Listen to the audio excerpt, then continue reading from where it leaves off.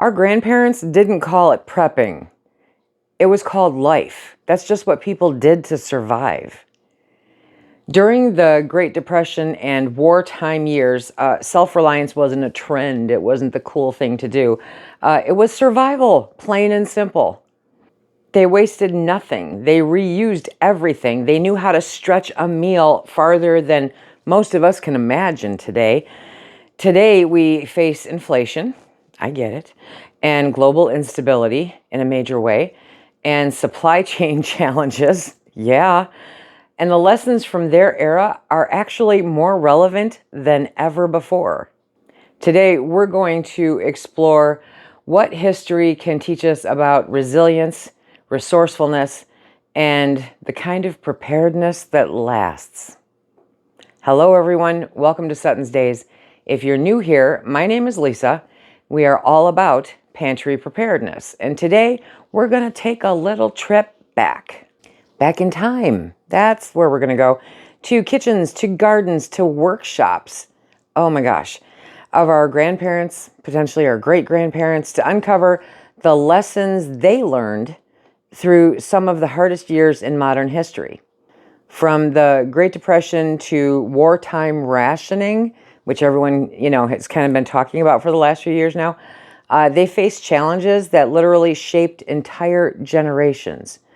It set us on the trajectory that landed us where we are today.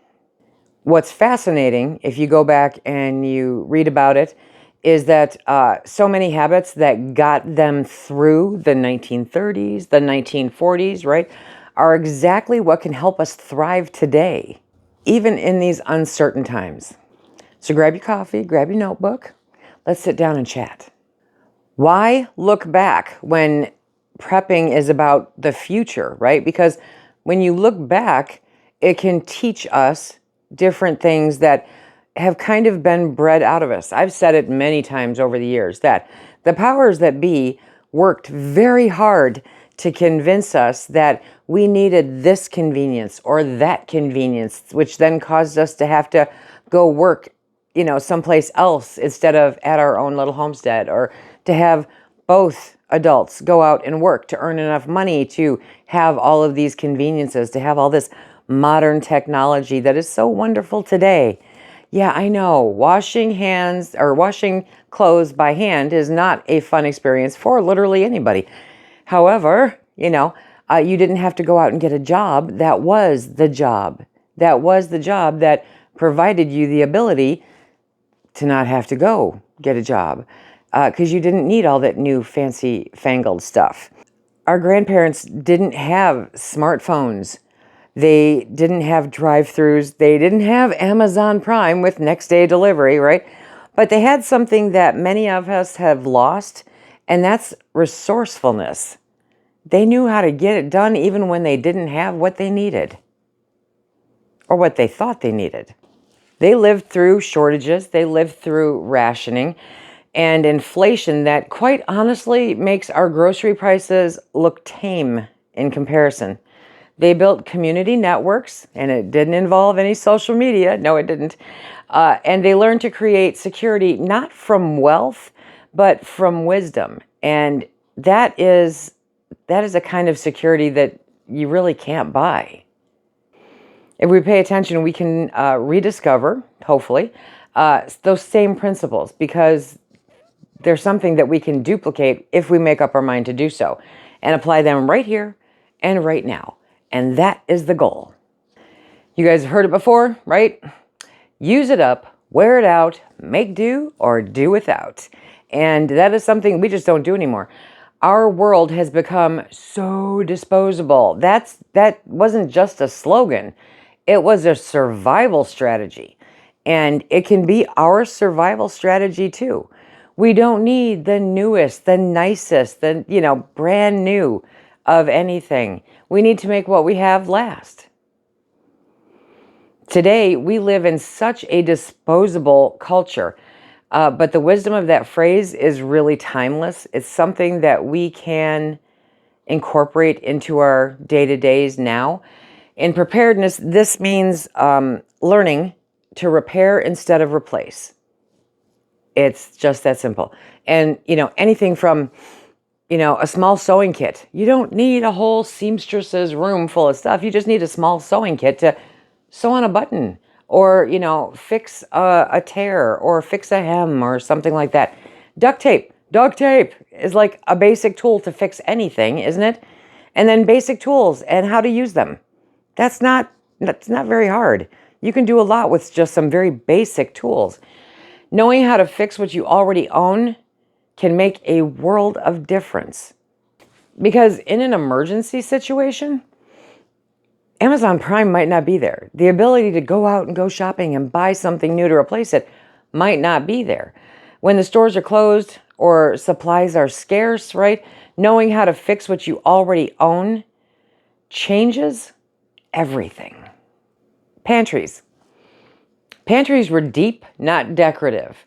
I make reference to the Pinterest-worthy pantries. No, God, no. I mean, yeah, sure, it's pretty. Is it functional? Most of the time, no. It's there to look pretty. It's not there to be utilized on the day-to-day. It's not there to have empty spots or spaces or to actually hold a decent amount of food, A lot of the stuff that we see on Pinterest is just, it's a pretty picture, definitely. Those shelves used to be deep. Gosh, they were so deep, lined with canned fruits and vegetables and meats and staples like flour and sugar and salt and lard. I mean, they were just, they were amazing. They didn't hoard. It was never hoarding. It was planning. They planned. That is what they did. That was part of life, is to plan. So, that pantry, it wasn't a showpiece. It was insurance. And that's exactly how I see it today. That's exactly how I see it today. It is the best insurance money can buy. When you build a deep pantry, okay, you're not just stocking food. That's not all that's there. You're stocking peace of mind. And that really is priceless, knowing that that's one thing that you don't have to worry about moving forward. You're insulating yourself from supply shortages. You're insulating yourself from inflation and, unexpected life events because they're being tossed at us on a regular basis. Remember to start small. I mean, you don't want to go into debt for this, right? Build depth a few items at a time. A couple jars, a couple cans, a couple boxes, a couple bags, You don't do it all at once. It's built slowly over time. Keep track of your inventory right from the get-go if you're just starting. If you have been at it for a little while, have you inventoried? Really? Have you inventoried this quarter? Let me know down below. You don't need a basement full of food.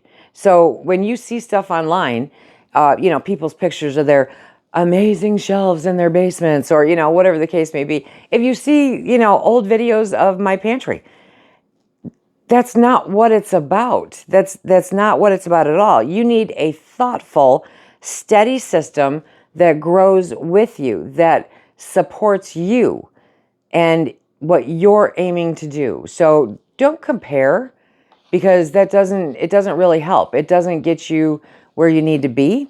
And it has you overbuying stuff that you won't use, stuff that nobody in your household will use. And that's just a waste of money and resources when you could spend it on stuff that you will use. It doesn't have to look like mine. It doesn't have to look like Pinterest-worthy pantries, It's all about you and how it works reliably for you moving forward. Another thing that our grandparents and our parents used to do is victory gardens. The power of local food, right? Victory gardens are the power of local food. During World War II, the government encouraged citizens to plant victory gardens. Backyard, front yard, window boxes. They provide fresh food, and it was extremely necessary when supply lines were strained, because they were. So being able to grow something, anything on your own, just takes some of that pressure off of that supply chain because you've got it. It's there. It's good. At the height of the movement, victory gardens produced nearly 40% of America's vegetables. I'll bet you not many of those went to waste like they do from the grocery store today. When you grow it, you have this sense of responsibility. You need to see it through and not waste that time and that effort. We can do the same thing today. Whether you have a full garden or a few raised beds or just herbs growing in pots in your windowsill, that's perfect, okay? Grow something. Grow something.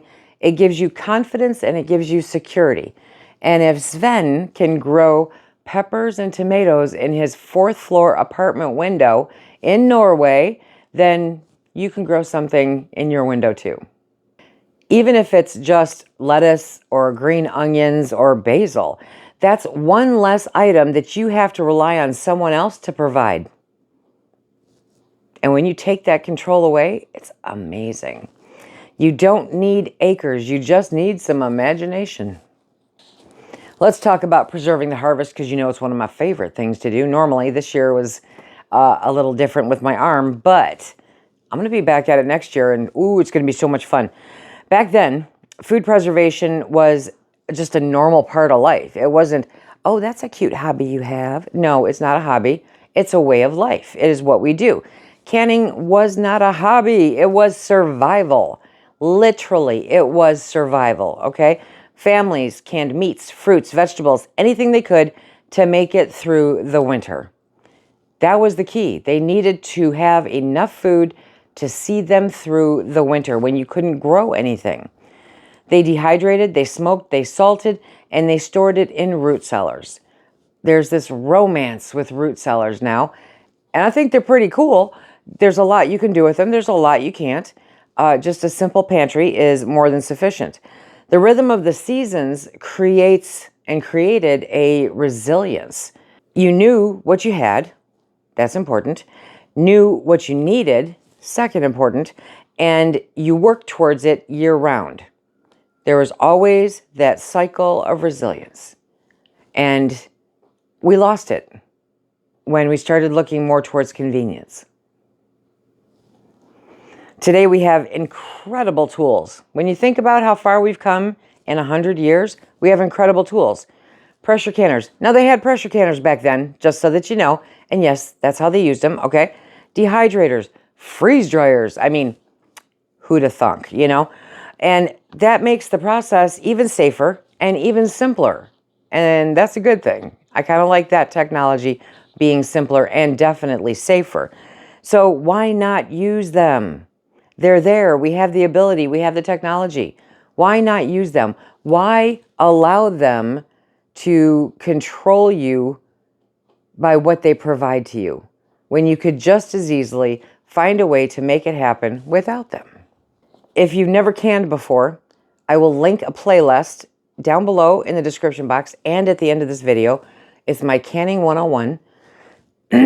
And if you have any questions, I love to help people learn how to can. It is my passion, and it's something that practically anybody can do. Each jar that you preserve is one more meal that you don't have to depend on the supply chain for. That is just amazing.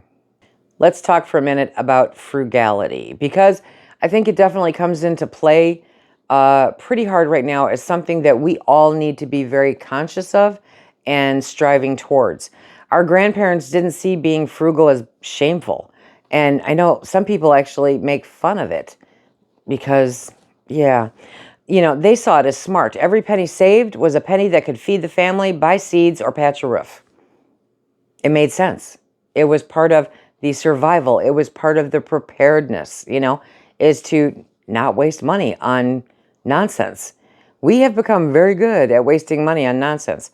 They bartered, they traded, and they reused everything. They understood that living beneath your means isn't deprivation, it's actually liberation. And I love that mindset.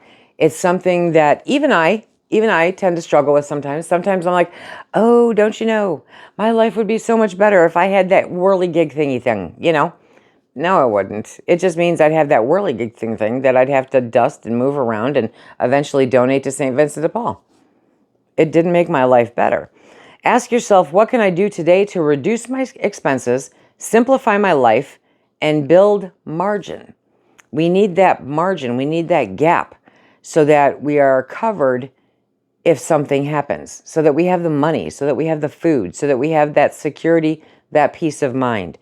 Every dollar you save is a dollar that can go toward your security, whether that's more food in your pantry, a backup power source, yeah, I'm looking at those, or paying down debt, because it's super important right now to get that debt paid down.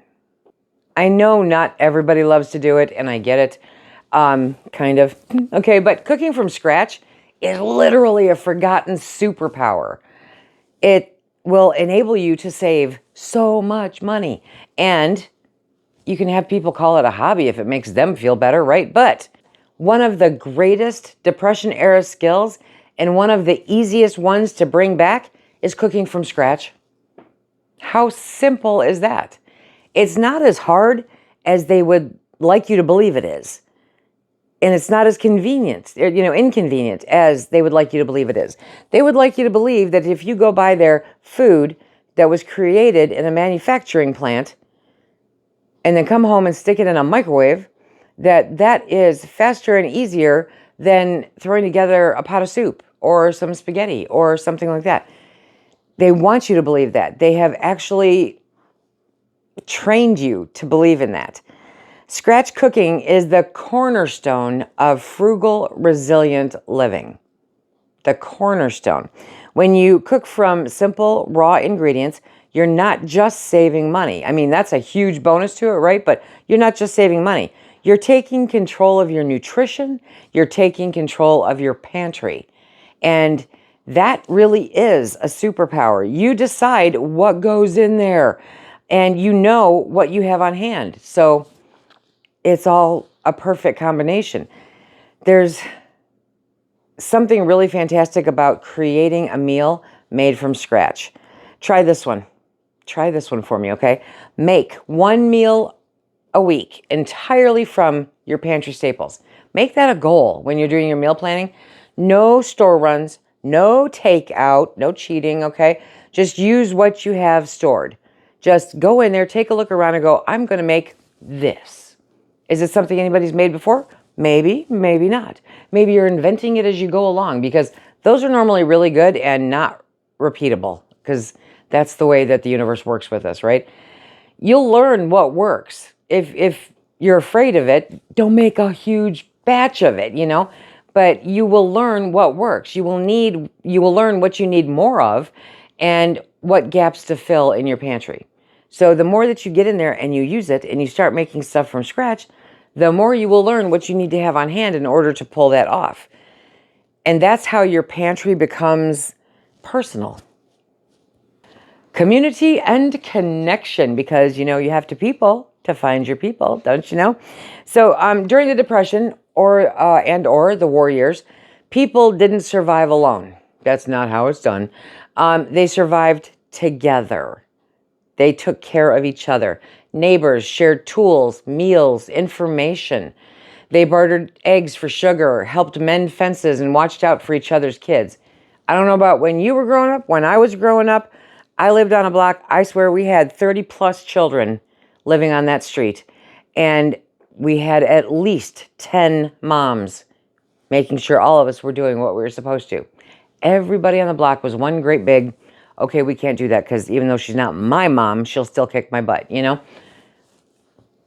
The good old days? Yeah, I mean, it's funny. Today, I'm coming up on 60. I am still in contact with some people that I grew up with on that street. It's amazing. It brings back memories, some serious memories. So preparedness isn't meant to be, isolation. Isolation doesn't help anybody. Building community is a preparedness skill in its own, of its own rights. It's literally necessary. Start local. Know your neighbors. Know who's living next door to you.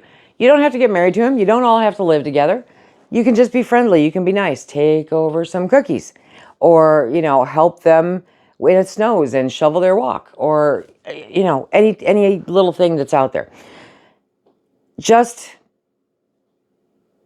by joining a local gardening group or a food co-op, talk to your farmers market vendors, because they're normally, somewhere in the area.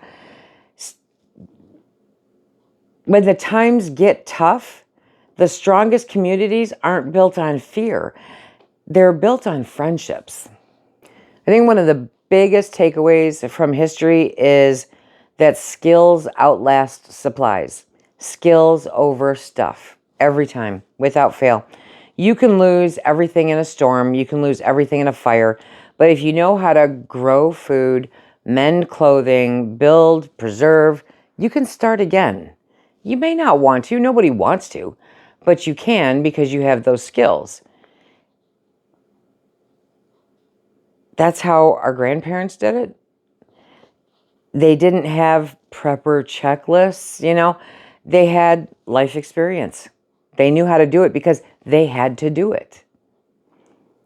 Learn a new skill every single month. If I could recommend anything, make a list. Learn a new skill every month. You don't have to become a master mechanic. You need to know how to change your tire.